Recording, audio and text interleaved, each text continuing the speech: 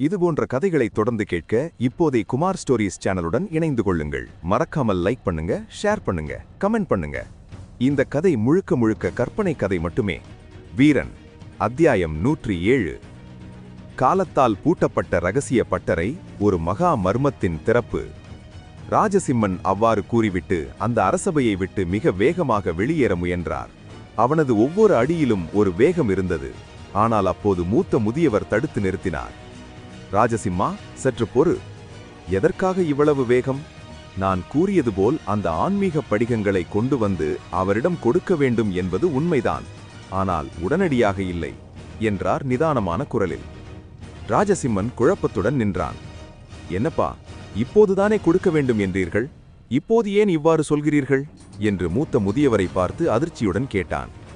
அதற்கு அந்த முதியவர் ஒரு மெல்லிய புன்னகையுடன், ராஜசிம்மா, உன்னால் இப்போது அந்த படிகங்களை எளிதில் கண்டுபிடிக்க முடியும் என்று நீ உண்மையில் எண்ணுகிறாயா? உனது பெட்டகப் பட்டறையில் எவ்வளவு அரிய வகை பொருட்கள், ஆயுதங்கள், விசித்திரமான கற்கள் குவிந்து கிடக்கின்றன என்பது உனக்கே தெரியும். அந்த அத்தனைக்கும் நடுவே நீ தேடும் அந்த விசேஷமான ஆன்மீக ஆத்மசக்தி படிகம் உனது கண்களுக்கு எப்படி புலப்படும்? அந்த படிகங்களை உனது தம்பி மட்டுமே பயன்படுத்துவான்.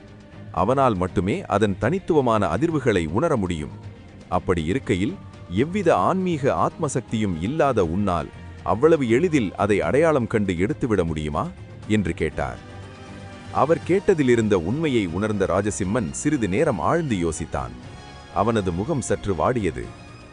ஆமாம் அப்பா, நீங்கள் சொல்வது சரிதான். அந்த ஆன்மீக சக்தியை என்னால் உணர முடியாது. என் தம்பி மிகவும் புத்திசாலி. அவன் ஏற்கனவே பல சாதாரண படிகங்களுடன் இணைத்துதான் அந்த விசேஷமான ஆன்மீக ஆத்மசக்தி படிகங்களை மறைத்து வைத்துள்ளான். எனது தம்பியை தவிர வேறு யாராலும் அதை அவ்வளவு எளிதாக கண்டுபிடிக்க முடியாது என்பதுதான் நிதர்சனம் என்றான் கவலையுடன். அப்போது ராணி மெல்ல தலையிட்டாள். ராஜசிம்மன் அவளை பார்த்து, ராணி, ஏற்கனவே நீ அந்த மருத்துவரிடம் நீண்ட தூரம் பயணித்ததாக கூறினாய். அவருக்குள் இருக்கும் அந்த ஆன்மீக சக்தி பற்றி உனக்கு தெரியும். அப்படி இருக்கையில் உன்னால் அந்த படிகங்கள் இருக்கும் இடத்தை அதன் சக்தியை வைத்து உணர முடியுமா என்று ஒரு நம்பிக்கையுடன் கேட்டார். ராணி சிறிது யோசித்தாள். அவளது கண்கள் அந்த அறையின் கூரையை வெறித்தன. உணர முடியுமா என்று உறுதியாக தெரியவில்லை அரசே. ஆனால் ஒரு முயற்சி செய்து பார்க்கலாம். இதை பலமுறை ஆன்மீக சக்தி நுட்பங்களை செய்வதை நான் பார்த்திருக்கிறேன். சில நுட்பங்களை நானே ஓரிரு முறை சரியாக செய்தும் பார்த்திருக்கிறேன்.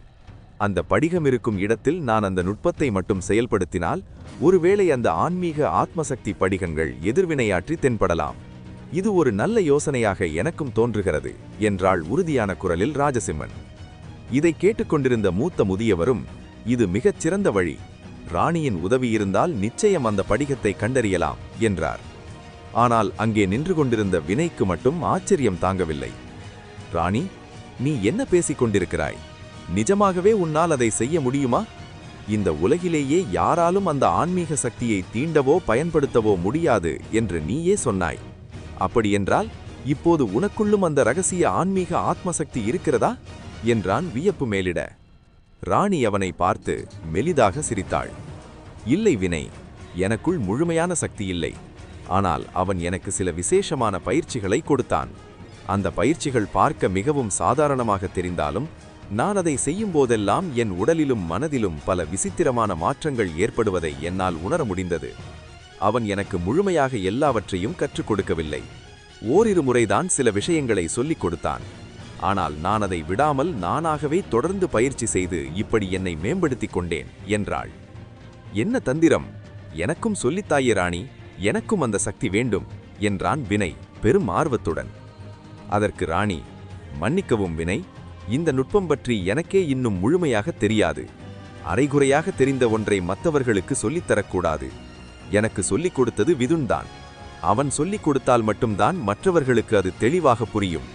நான் என்னதான் உனக்கு விளக்கிச் சொன்னாலும் உன் மண்டையில் அது ஏறாது. ஏனெனில் இதிலே நானே இன்னும் ஒரு கத்துக்குட்டியாகத்தான் இருக்கிறேன் என்று மிக யதார்த்தமாக பதிலளித்தாள். பேசியது போதும் என்று மூத்த முதியவர் தடுத்தார். நேரம் கடந்து கொண்டிருக்கிறது. உடனடியாக இருவரும் ராஜசிம்மனுடன் செல்லுங்கள்.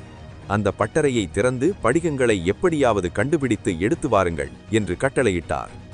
ராஜசிம்மன் ஒரு பெரிய பெருமூச்சு விட்டான். பல வருடங்களாக மூடிக்கிடக்கும் எனது பட்டறையை திறக்கும் நேரம் வந்துவிட்டது என்று தனக்குள் சொல்லிக் கொண்டவன் வேகமாக பெட்டக அறைக்கு நோக்கி சென்றான்.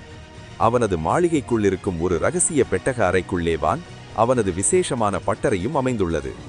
அந்த பட்டறையில் அவன் பல விசேஷமான சக்தி வாய்ந்த ஆயுதங்களை தயாரித்திருக்கிறான். ஆனால் அந்த பட்டறைக்குள் சில விசேஷமான சக்தி படிகங்களை மிகவும் இரகசியமாகவும் பாதுகாப்பாகவும் வைத்திருக்கிறான். அவர்கள் வம்சத்தில் எந்த ஒரு போர் நடந்தாலும் அதில் அவர்கள் தோற்றாலும் சரி வெற்றி பெற்றாலும் சரி அந்த பட்டறையை மட்டும் அவர்கள் திறக்க மாட்டார்கள். அதற்கு பின்னால் ஒரு மாபெரும் இரகசியம் ஒளிந்திருக்கிறது. நீண்ட வருடங்களுக்கு பிறகு ராஜசிம்மனின் தம்பி காணாமல் போனதற்கு பிறகு முதன்முறையாக இப்போதுதான் அந்த பட்டறையை திறக்கப் போகிறான். அவனது தம்பி சென்ற பிறகு ராஜசிம்மன் இதுவரை எந்த ஒரு புதிய ஆயுதத்தையும் தயாரித்ததில்லை, எந்த ஒரு நுட்பத்தையும் செயல்படுத்தியதில்லை. காரணம், அந்த படிகங்களை இயக்கும் சக்தி படைத்த ஒரே ஒரு மனிதன் அவனது தம்பி மட்டுமே. அவன் தனது 5 வயது முதலேயே இந்த படிகங்களின் சக்தியை உணரவும் அதை தன் வசப்படுத்தவும் கற்றிருந்தான். துரதிருஷ்டவசமாக அவன் காணாமல் போன பிறகு யாராலும் அந்த படிகங்களை மீண்டும் பயன்படுத்த முடியவில்லை. மகா மருத்துவர் கூட அதிலிருந்து ஒரு மிகச்சிறு துகள் அளவு கொண்ட படிகத்தை தேடி எடுத்து அதில் தனது முழு சக்தியையும் செலுத்தி மிகவும் சிரமப்பட்டுத்தான் பயன்படுத்துவார். இத்தனை ஆண்டுகளாக அந்த பட்டறை ஒரு புதைந்து போன மர்மமாகவே மூடப்பட்டிருந்தது. இப்போது அதை திறக்கப் போவதை நினைத்து ராஜசிம்மன் ஒரு பக்கம் மகிழ்ச்சி அடைந்தாலும் மறுபக்கம் ஒரு பெரிய குழப்பத்துடனேயே நடந்தான். அவன் போகும் வழியில் ராணியை திரும்பி பார்த்து, ராணி, நீ கூறுவது 100% உண்மைதானா? ஏனெனில் இதுபோன்ற அதிசய நிகழ்வுகள் நடந்து பல ஆண்டுகளாகின்றன. ஒருவேளை என் தம்பியின் இரகசிய படிகங்களை எடுக்க நீ ஏதேனும் சூழ்ச்சி செய்து இங்கே வந்திருக்கிறாயா? அதற்குத்தான் இந்த மருத்துவர் உனது நண்பன் என்று நாடகமாடுகிறாயா என்று சந்தேகமாக கேட்டார். அவருக்கு அந்த சந்தேகம் வர காரணம், அவன் இன்னும் கண் விழிக்கவில்லை. அவன் எழுந்து ராணியை தனது நண்பன் என்று உறுதிப்படுத்தும் வரை ராஜசிம்மனால் அவளை முழுமையாக நம்ப முடியவில்லை. ராணியின் தந்தை சூர்யா மீது வேண்டுமானால் அவருக்கு ஒரு நம்பிக்கை இருக்கலாம். ஆனால் ராணியின் மீது 100% நம்பிக்கை வைக்க முடியாத நிலையில் அவர் இருந்தார். இருப்பினும் ஒருவேளை அவள் சொல்வது உண்மையாக இருந்தால் அவனது தந்தை கூறியது போல அனைவரின் உயிரையும் காப்பாற்ற முடியும். இப்படி பல எண்ணங்கள் அவர் மண்டைக்குள் மோதிக்கொண்டிருந்தன. ராஜசிம்மனின் முகத்தில் இருக்கும் குழப்பத்தை பார்த்த ராணி, நீங்கள் ஒன்றும் கவலைப்பட வேண்டாம் அரசே, கண்டிப்பாக எனது நண்பன் கண் விழிப்பான், அனைத்தையும் சரி செய்வான். முதலில் என் நண்பனின் நண்பனை காப்பாற்ற வேண்டும் என்று கூறிவிட்டு ராஜசிம்மனுடன் தொடர்ந்து நடந்தாள். அவர்கள் அந்த பெட்டகாரையும் நுழைவாயிலை அடைந்தபோது ராஜசிம்மன் கண்ட காட்சி அவனை தூக்கி வாரி போட்டது. என்ன இது? எனது பெட்டகாரையை யார் திறந்தது என்று அதிர்ச்சியில் கத்தினான். ராணிக்கும் இதயம் ஒரு நிமிடம் நின்றது. அவள் வரும்போது அந்த கதவை சரியாக சாற்றவில்லை என்பது அவளுக்கு தெரியும். ஆனால் அதை அவள் அப்போது கவனித்திருக்கவில்லை. அரசே, நமக்கு முன் யாரோ உள்ளே சென்றிருக்க வேண்டும். ஒருவேளை நாம் பேசிக் கொண்டிருந்த செய்தியை கேட்ட பிறகு யாரேனும் முந்திக்கொண்டு உள்ளே சென்று விட்டார்களா என்று பதற்றத்துடன் கேட்டாள். உடனே ராஜசிம்மன் ஆவேசமடைந்து தனது கையில் இருந்த வாளை உரையிலிருந்து உருவினான். ராணி, உள்ளே இருப்பவன் யாராக இருந்தாலும் அவனை கொன்றுவிடு. இந்த அறைக்கு என்னை தவிர வேறு யார் வருவதற்கும் அனுமதி கிடையாது. அவன் ஒரு தளபதியாக இருந்தாலும் சரி, இல்லை சாதாரண மனிதனாக இருந்தாலும் சரி, யாருக்குமே அனுமதி இல்லை. அதை மீறி உள்ளே வந்திருக்கிறார்கள் என்றால் அவர்கள் தலை உடனே துண்டிக்கப்பட வேண்டும் என்று மிக அழுத்தமாக கூறினார். பின்னாலேயே வந்து கொண்டிருந்த வினைக்கு உடல் நடுங்கியது. கொஞ்ச நேரத்துக்கு முன்னாடி இதுக்குள்ள நானும் ராணியும் தான் வந்துட்டு போனோன்னு இவருக்கு தெரிஞ்சா நம்ம தலையும் உருண்டிடுமே. நல்லவேளை நான் வாளை எடுத்துட்டு வந்தேன் என்று நினைத்தவன் தன் கையில் வாளை தயார் நிலையில் வைத்துக்கொண்டு அரசி என்று எச்சரிக்கையாக கூப்பிட்டான். மூவரும் மிகவும் பொறுமையாக அடிமேல் அடி வைத்து அந்த அறைக்குள் நுழைந்தனர். அந்த அறை நீண்ட நாட்களாக திறக்கப்படாததால் ஆங்காங்கே ஒட்டடைகளும் சில விசித்திரமான பூச்சிகளும் இருந்தன. அவற்றை அங்குமிங்கும் தட்டிக்கொண்டு அவர்கள் முன்னேறினார்கள். அந்த அறை முழுவதுமே காரிருள் சூழ்ந்து கருமையான நிறத்தில் மட்டுமே காட்சியளித்தது. சுவர்களில் இருந்த சிலைகளின் கைகளில் சில அபூர்வமான ஆயுதங்கள் இருப்பதை ராணி கவனித்தாள். ராஜசிம்மன் மிகவும் நிதானமாக உள்ளே சென்று அங்கிருந்த ஒரு பழமையான விளக்கை தூண்டினான். அந்த விளக்கின் ஒளிப்பட்டவுடன் அந்த இடமே ஒரு பிரகாசமான வெளிச்சத்தில் மூழ்கியது. ராஜசிம்மன் அறை முழுவதும் அங்குமிங்கும் தேடி பார்த்தான். ராணியும் தேடினாள். ஆனால் யாரையும் காணவில்லை. யார் வந்திருப்பார்? எதற்காக வந்தார்கள்? ஏதாவது திருடிக் கொண்டு போயிருப்பார்களா என்று ராஜசிம்மன் அங்கிருந்த பொருட்களை ஒவ்வொன்றாக உற்று கவனித்தான். ஆனால் அங்கிருந்த எந்த பொருளுக்கும் எந்த பாதிப்பும் ஏற்படவில்லை. யாரும் எதையும் தொடவில்லை என்பதும் உறுதியானது. இதைக் கண்ட ராஜசிம்மன் ஒரு பெரிய பெருமூச்சு விட்டான். யார் வந்திருப்பார்? இங்கே இருக்கும் எதையுமே எடுக்கவில்லையே, எதையுமே தொடக்கூட இல்லையே என்று யோசித்தான். வினைக்கு இப்போதுதான் உயிர் மீண்டும் வந்ததைப் போல இருந்தது. நான் தான் வரும்போது கதவை சாத்த மறந்துவிட்டேன் என்று மனதுக்குள் நினைத்து கொண்டான்.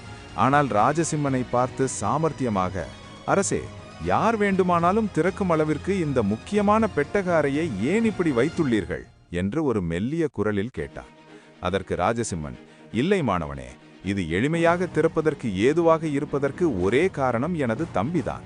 அவன் எப்போது இங்கு வந்தாலும் இந்த கதவு அவனுக்காக சாத்தப்படக்கூடாது என்பது அவனுடைய கட்டளை.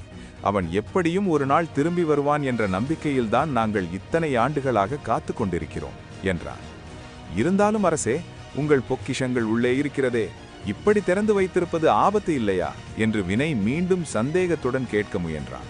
அதை கவனித்த ராஜசிம்மன் சிரித்துக்கொண்டே சொன்னான், கவலை கொள்ளாதே வினை, இங்கிருந்து எந்த ஒரு பொருளை திருடினாலும் அவர்கள் உயிர் அந்த நிமிடமே பிரிந்துவிடும். அப்படிப்பட்ட ஒரு பயங்கரமான பாதுகாப்பு சக்தி கவசத்தை நான் இங்கே ஏற்படுத்தியுள்ளேன். எனது பரம்பரைக்கு சம்பந்தமில்லாத எவராலும் இங்கு உள்ளே நுழைந்து எதையும் எடுத்துச் செல்ல முடியாது. உள்ளே வருவது கூட சுலபம், ஆனால் ஏதாவது ஒரு பொருளை தொட்டால் அடுத்த 5 நிமிடத்தில் அவர்கள் பிணமாகி விடுவார்கள் என்றான். இதை கேட்ட ராணிக்கும் வினைக்கும் உடல் ஒரு நிமிடம் நடுங்கியது. நல்ல வேளை முதல் முறை வந்தபோது வினை என்னை தடுத்தான், இல்லையென்றால் இப்போது நான் உயிரோடு இருந்திருக்க மாட்டேன். இந்த புறம்போக்கு ஆளுங்க கிட்ட வந்து இப்படி மாட்டிக்கிட்டேனே என்று வினை மனதுக்குள் புலம்பினான். ராஜசிம்மன் தனது மிடுக்கான தோற்றத்துடன் சொன்னான், கவலை கொள்ளாதீர்கள், இப்போது நான் உங்களோடு உள்ளே உள்ளபதால் அந்த பாதுகாப்பு சக்தி கவசம் தற்காலிகமாக செயலிழந்திருக்கும். ஆகையால் இப்போது யாருக்கும் எதுவும் நடக்காது. வாருங்கள், முன்னே செல்வோம். அரசே, அந்த படிகத்தை கண்டுபிடிக்க எங்கே செல்ல வேண்டும்?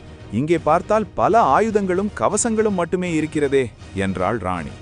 பொறு ராணி, எடுத்தவுடனேயே நாம் அங்கிருந்த பட்டறைக்கு சென்றுவிட முடியாது. அதற்கும் சில ரகசிய தந்திரமான வேலைப்பாடுகள் உள்ளன. இது அனைத்தையும் செய்தது எனது தம்பிதான். இந்த அறைக்குள் வந்தவர் எவரும் உடனடியாக அந்த பட்டறைக்குள் நுழைந்து விட முடியாது. அதற்குள் செல்ல வேண்டுமென்றால் மிகுந்த நிதானம் தேவை என்றார்.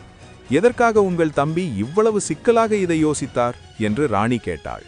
ராஜசிம்மன் விளக்கினார். திருட வருபவர் நிச்சயமாக சிறிது நேரத்திலேயே எதையாவது எடுத்துக்கொண்டு ஓடிவிட பார்ப்பார். அவர்களுக்கு கிடைப்பதெல்லாம் இந்த வெளிப்படையாக இருக்கும் ஆயுதங்களும் சில மந்திர புத்தகங்களும் மட்டுமே. ஆனால் என் பட்டறைக்குள் இருக்கும் உண்மையான பொக்கிஷங்களை எடுக்க வேண்டுமென்றால் அதற்கான நேரம் வரும் வரை காத்திருக்க வேண்டும். அப்படி அதிகாரப்பூர்வமாக வருபவர்கள் மட்டுமே உள்ளே நுழைய முடியும். அப்படியென்றால் அந்த பட்டறையறை மறைந்து உள்ளது என்று கூறுகிறீர்களா என்றான் வினை. அது நேரம் வரும்போதுதான் திறக்கும் என்று கூறிவிட்டு ராஜசிம்மன் அலட்சியமாக தூரத்தில் இருந்த ஒரு ஒற்றை விளக்கை கவனித்தான். சட்டென அவன் முகம் வெளுத்தது. இல்லை, இது எப்படி சாத்தியம், இது எப்படி என்று கத்திக்கொண்டே அந்த விளக்கின் அருகில் ஓடினான்.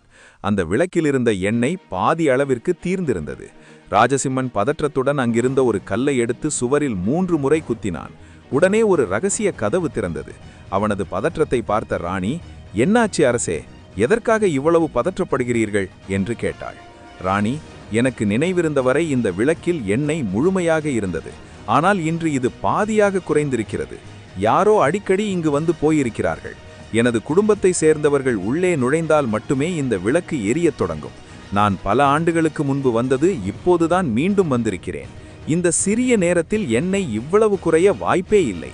அப்படியெனில் யாரோ ஒரு நபர் அடிக்கடி இங்கே வந்து போயிருக்கிறார்கள் என்று சொல்லிவிட்டு அந்த சுவர் வழியாக உள்ளே நுழைந்தான்.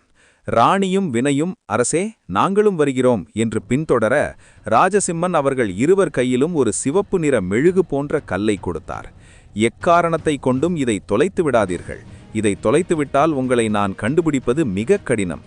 நாம் போகும் பாதை மிகவும் ஆழமான கார் இருள் நிறைந்த பகுதி.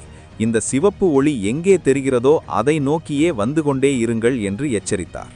வினையும் ராணியும் அந்த சிவப்பு நிற ஒளி கொடுக்கும் கல்லை மட்டுமே பிடித்துக்கொண்டு முன்னால் செல்லும் ராஜசிம்மனின் ஒளியை பின்தொடர்ந்து அந்த பயங்கரமான இருளுக்குள் மெல்ல மெல்ல இறங்கினார்கள். தொடரும்.